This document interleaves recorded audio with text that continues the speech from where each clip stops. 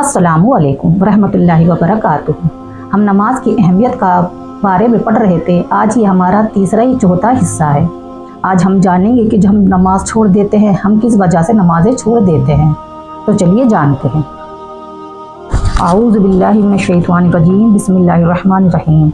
नमाज में सुस्ती करने वालों के लिए एक अजीब मज़मून। हुकूमत की वजह से सुस्ती करने वाला। जो शख्स दुनिया में रिसालत और सल्तनत में मशगूल रहकर नमाज से गाफिल रहा होगा, वो क़यामत के दिन अल्लाह ताला के सामने नमाज छोड़ने के अर्ज़ करेगा कि इलाही तूने मुझे बादशाहत दी थी, इसकी मसरूफियत के बाइस नमाज से गाफिल रहा। तब इस वक्त अल्लाह पाक का हुक्म होगा कि हज़रत दाऊद अलैहिस्सलाम और हज़रत सुलेमान अलैहिस्सलाम को हाजिर करो। जब ये दोनों हज़रात हाजिर होंगे तब अल्लाह पाक फरमाएंगे कि देखो ये भी दोनों बादशाह थे, इनकी बादशाहत नहीं नमाज से क्यों ना रोका, इन्हें नमाज से क्यों ना रोका। वो रब्बुल इज़्ज़त के फरमाएगा कि नहीं, किसी की बादशाहत नमाज से नहीं रोकती, बल्कि तू खुद गाफिल था। ए फरिश्तों, इसे ले जाओ और जहन्नुम में झोंक दो। अल्लाहुम्मा हाफिज़ना। यानी ना किसी की बादशाहत काम आएगी ना कुछ वो काम आएगी। हम बहाना बना देते हैं कि अल्लाह हम उस काम में मसरूफ़ थे, हम उस काम में मसरूफ़ थे, आपने हमें इतनी सारी सल्तनत दे दी, आपने हमें इतना बड़ा कारोबार दे दिया, इसलिए हमें वक्त नहीं मिला। तो आप अल्लाह पाक हज़रत दाऊद अलैहिस्सलाम को और हज़रत यूनुस अलैहिस्सलाम को, हज़रत सुलेमान अलैहिस्सलाम को पेश कर फरमाएंगे, क्योंकि वो भी अपने ज़माना के बादशाह थे और उन्होंने एक भी नमाज नहीं छोड़ी। बीमारी की वजह से सुस्ती करने वाला। अगर कोई अपनी बीमारी की अर्ज़ करेगा कि इलाही मुझे बीमारी ने फुर्सत नहीं दी और नमाज की ताकत ना थी, इसलिए नमाज मुझसे रह गई। इरशाद आली होगा कि हज़रत अय्यूब साबिर को बुलाओ। जब हज़रत अय्यूब अलैहिस्सलाम हाजिर होंगे तब अल्लाह रब्बुल इज़्ज़त की तरफ से हुक्म होगा कि ए बीमार, तू ज़्यादा बीमार था क्या? ये हमारा अय्यूब बंदा देख बरसों तक कीड़े पड़े रहे मगर एक सांस भी याद इलाही से गाफिल ना रहा। अल्लाहु अकबर। और आज हम हैं कि हमें हल्का सा सर में दर्द हो जाए, बुखार आ जाए, हम अपने बिस्तरों पर लेट जाते हैं और पूरे दिन की नमाज़ों को तर्क कर देते हैं। और हज़रत अय्यूब अलैहिस्सलाम था, उनका किस्सा तो आपने सुना ही है कि किस तरह उनके बदन में कीड़े पड़ गए थे, उनका पूरा बदन गल गया था, तब भी वो अपने अल्लाह के ज़िक्र में लगे रहे, गाफिल ना रहा। अगर बीमारी याद इलाही से रोकती तो अय्यूब अलैहिस्सलाम को भी रोक देती, नहीं बल्कि तूने खुद अपनी ज़ाती गफलत से रोक दी और तर्क कर दी। ए फरिश्तों, इसे भी दोज़ख में डाल दो। औलाद की परवरिश की वजह से सुस्ती करने वाला। ये मसला बहुत ज़्यादा पेश आता है कि हम औलाद में लगे हुए थे, हमारे बच्चे छोटे हैं, इस वजह से हमें वक्त नहीं मिला, तो इसका लिए भी अल्लाह ताला हमें अज़ाब अता फरमाएंगे। हम बच्चों का झूठा बहाना बना के नमाज छोड़ देते हैं। अगर कोई औलाद का अर्ज़ करेगा कि इलाही कसरत औलाद ने और इनकी परवरिश की फ़िक्र और मुसीबतों ने, ख़ुसूसन इनकी मोहब्बत ने नमाज से बाज रखा, तब फरमाया आलीशान होगा कि हज़रत याकूब को बुलाओ। फिर हज़रत याकूब अलैहिस्सलाम तशरीफ़ लाएंगे। इरशाद होगा कि तेरी औलाद ज़्यादा थी हज़रत याकूब अलैहिस्सलाम की, तो ज़्यादा औलाद के गम में था या ये? तो हज़रत याकूब अलैहिस्सलाम का क़िस्सा भी हम जानते हैं कि वो हज़रत यूसुफ़ अलैहिस्सलाम के गम में किस तरह रहे, कितने वो नाबीना हो गए उनके गम में रोते रोते।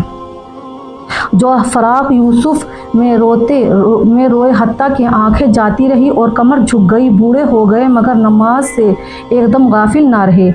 ये मलाइका ले जाओ, इसे जहन्नुम में डाल दो। नौकरी के खौफ से सुस्ती करने वाला। अगर कोई औरत अपने खामिन के जुल्म व सितम मुराद अपने आका के जोरा व जफा के गर्ज करेगा कि इलाही मुझे फ़ला खामिन या हाकिम व मालिक के खौफ से नमाज की मोहलत ना मिली, तो हुक्म होगा कि बीबी आसिया यानी फ़िरौन की बीवी को बुलाओ। जब वो हाजिर होंगी तो इरशाद होगा, रब अलिबाद होगा कि तेरा खामिन ज़्यादा बादशाह हाकिम ज़्यादा जालिम नमाज से रोकने वाला था, या इस बीबी का खामिन फ़िरौन ज़्यादा जालिम था? अर्ज़ करेगा, या अल्लाह फ़िरौन ज़्यादा जालिम था। तब अल्लाह पाक फरमाएंगे, देखो ऐसे जालिम व जाबिर की बीवी थी, फिर भी वो कैसी इबादत गुजार थी। अगर किसी खाविद या मालिक का जुल्म किसी को नमाज से रोकता तो आसिया को ज़रूर रोकता। ए बीबी اے بے نمازی خاوند حاکم کی غرض غلط ہے، تو خود اللہ پاک کی عبادت سے غافل تھا، اس لیے تو نے نماز نہیں پڑھی۔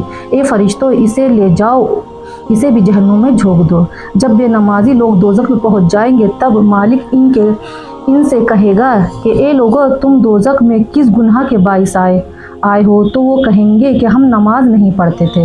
غور فکر کرنے کا مقام ہے اور عبرت حاصل کرنے کی جگہ ہے کہ جس نے اس بیانہ دنیا سے دل لگایا، اس کو بے وفا دنیا نے تباہ و برباد کر دیا۔ بے شک یہ بات بالکل صحیح ہے۔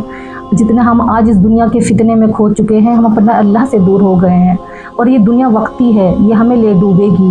یہ تو اللہ تعالیٰ نے ہمیں آزمائش کے لیے بھیجا ہے، نہ کہ اس دنیا میں دل لگانے کے لیے، اور آج ہم اپنے اللہ کو بھول بیٹھے ہیں، اس فتنے والی دنیا میں کھو گئے ہیں۔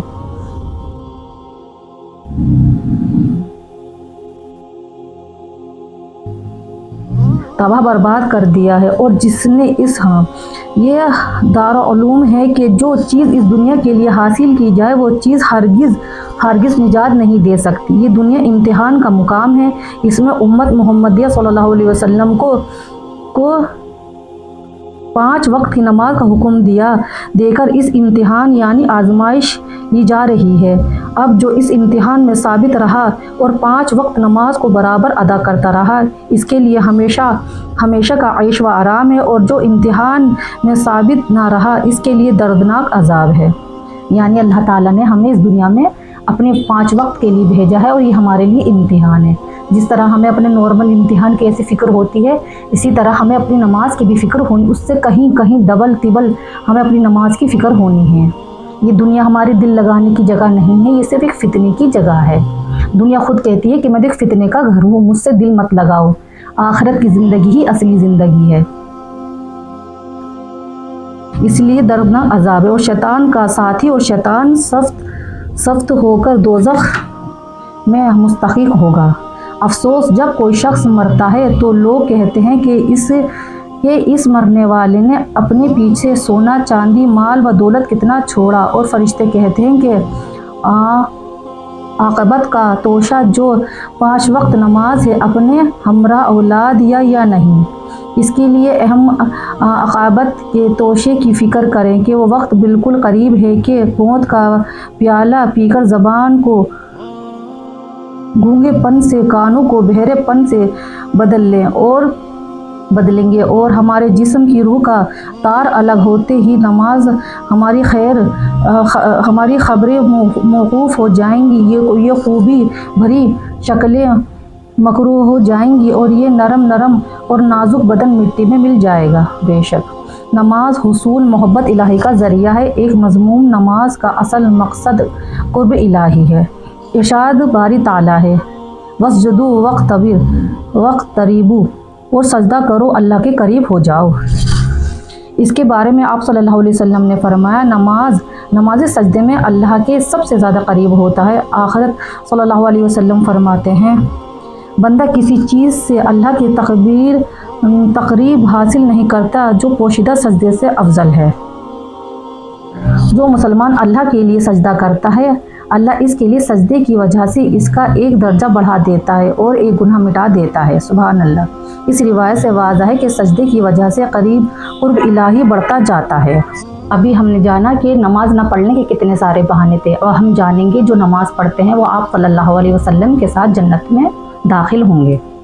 نماز کی کثرت کرنے والا جنت میں آپ صلی اللہ علیہ وسلم کے ساتھ ہوگا۔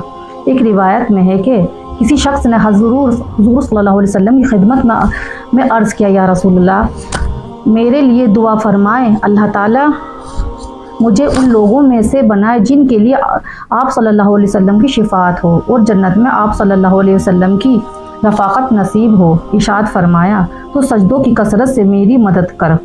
سجدوں میں نمازی اللہ کے قرب حاصل کرتا ہے۔ بندہ اللہ تعالیٰ سے اس وقت زیادہ قریب ہوتا ہے جب وہ سجدہ کرنے والا ہو۔ سجدے میں اہل مشاہدہ کا 3 مقامات سجدے میں اہل مشاہدہ کے 3 مقامات پر ہوتے ہیں۔ بعض ایسے ہیں کہ جو جب سجدہ کرتے ہیں تو انہیں ملکوت عزت اللہ تعالیٰ کا مشافقہ मुकाशफा होता है, चुनाचे इसे कुर्ब ताला की तरफ रफ़त हासिल होती है और करीब अल्लाह ताला के करीब हासिल होता है। बाज़ ऐसे हैं कि उन्हें सजदे की हालत में मलकूत इज़्ज़त ताला का मुकाशफा हासिल होता है, चुनाचे वो कादिर अजल अल्लाह ताला की और सफ़ा से एक सिफ्त से नज़दीक सरी असफल पर सजदा करते हैं। अल्लाह ताला के सामने इस कल्ब शख्ता होता है और तवज़्ज़े व अनकसारी अख्तियार करता है। अहल खौफ आबिद बन का मुकाम है। यानी जब हम सजदा करते हैं तो हम अल्लाह ताला के सबसे ज़्यादा करीब होते हैं, और इस वक्त सजदे की हालत में अगर हम कोई दुआ भी मांगते हैं तो अल्लाह ताला हमारी दुआ ज़रूर कबूल करते हैं। अल्लाह ताला कहता है, मैं बंदे के ना मैं ज़मीन में हूँ ना मैं आसमान में हूँ, मैं तो बंदे के दिल में हूँ। और सजदे की हालत में बंदा मेरे सबसे ज़्यादा करीब होता है। और सबसे बेहतरीन वक्त तहज्जुद का वक्त है। ये वक्त ऐसा होता है उस वक्त बंदा और सिर्फ अल्लाह ही होते हैं, और अल्लाह ताला सबसे ज़्यादा करीब होता है अपने बंदे के।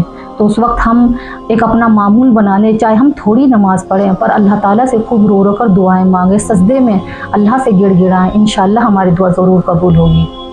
आज की मेरी वीडियो इतनी ही। इंशाअल्लाह फिर दोबारा हम इस टॉपिक पर दोबारा बात करेंगे। अगर आपको मेरी वीडियो अच्छी लगी तो प्लीज़ लाइक कीजिए, शेयर कीजिए और सब्सक्राइब भी कीजिए।